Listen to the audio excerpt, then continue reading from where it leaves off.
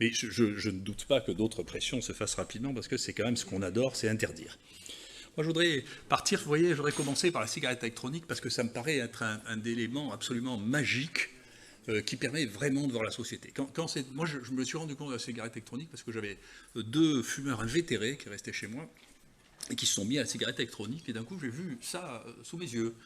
Et donc, je me suis dit, ce truc est tout à fait extraordinaire. Donc, je vous expliquerai pourquoi après, mais j'envoie régulièrement des tribunes sur le point pour essayer de faire un shunt entre ce qu'on perçoit comme scientifique et le public. Et je me suis dit, ce truc ne va pas tenir. Ça ne va pas tenir parce que c'est un truc de l'innovation pure. Ça a échappé à tous les circuits. C'est un nid d'emploi hallucinant. Vous sortez dans toutes les villes, il s'est ouvert 3-4 magasins de cigarettes électroniques. C'est un nid de micro-emplois comme on les cherche.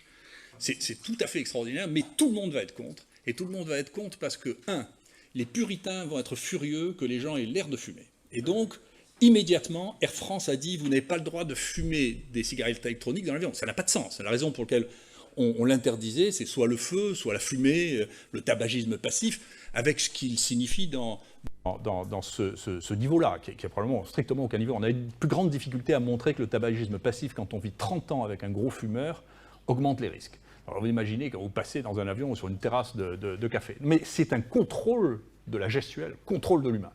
Ensuite, la TVA, on va perdre, la taxe sur les cigarettes. L'État va perdre du pognon. Les buralistes vont être contre. Les marchands de tabac vont être contre. Et ce qui a tout de suite marché le mieux, c'est les puritains, c'est-à-dire, il ne faut pas, le geste est interdit, et donc vous n'avez pas le droit d'avoir le geste. Et donc, est en train de se mettre, c'est une machinerie extraordinaire, qui n'est pas nous, ça se passe aux États-Unis, pareil, interdit dans les lieux publics, ça se passe en Europe, on va réguler ça, on va mettre un prix à ça, c'est-à-dire on va tuer toutes les stratégies différentes de celles de la big industrie, et donc c'est le tabac, les marchands de tabac qui vont reprendre ça, parce que le coût pour faire valider les cigarettes électroniques va coûter des millions d'euros, et donc les mêmes vendront, parce que ce seront les seuls qui sont capables d'investir à ce point-là. Donc c'est une expérience extraordinairement intéressante de voir comment cette alternative, moi comme médecin je trouve extraordinaire, si on peut arriver à faire que les gens arrêtent de fumer, ça vient d'être démontré, un très beau papier dans le Lancet, ça marche très bien, c'est une manière très très fonctionnelle, parce qu'on sait que ça, quand on fait de la science, il faut décomposer les problèmes. Et si on décompose juste le tabac en gardant la gestuelle, la fumée apparente et la nicotine, on trie mieux les problèmes.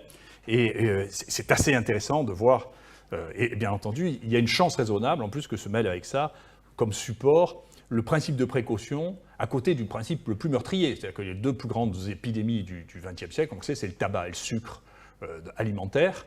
C'est ce qui a tué le plus. Là, on est face à la plus grande épidémie meurtrière. On dit, mais attendez, peut-être que les produits qu'on a mis dedans pourraient être cancérigènes et donner des choses. Et donc, au nom du principe de précaution, on va essayer de freiner le truc qui se bat contre le plus grand tueur. C'est une chose extraordinaire. Donc, c'est pour ça que je ne crois pas tellement que les hommes politiques français puissent changer une chose comme ça. C'est structurel de notre civilisation.